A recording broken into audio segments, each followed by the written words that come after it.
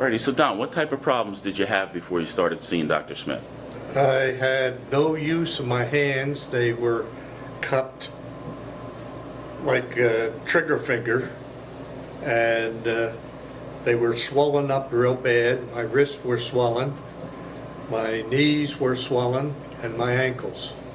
Okay. And I had very limited motion of both my hands and my shoulders. And that affected your ability to work, didn't it? Yes, I was listed as 100% disabled with the state. Okay. And had you seen any other doctors before you saw Dr. Smith? Yes, I had my regular practitioner that I was doctoring with, and he said he was not able to help me at all, and he recommended a specialist, and I went to the specialist for months, and all the tests that he ran and everything else, the medications, nothing seemed to help. Okay.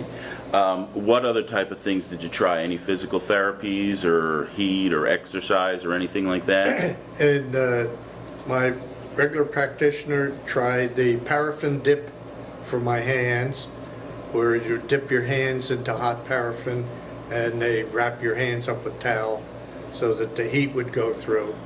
And then they tried for my shoulders the EMS to try to get some use back in my shoulders, and that didn't seem to help either. Okay, but then when you saw Dr. Smith, he gave you some help. Yes. At that point, I was really getting desperate on what to do, because it used to take me a good 15 to 20 minutes to get in or out of the car. I was using 2 canes at the time to walk with, and the only way I could drive was using the bottom of the steering wheel. I couldn't put my hand up on the top and drive the car that way, like normal. Okay. What can you do now that you couldn't do before Dr. Smith helped you out? I'm doing everything under the sun. And I come in minimum of once a month for maintenance, because I don't want it to revert back to what I used to have. Okay, great. And a lot of times you travel a little bit to get down here, don't you? Yes, I travel during the winter months 70 miles one way.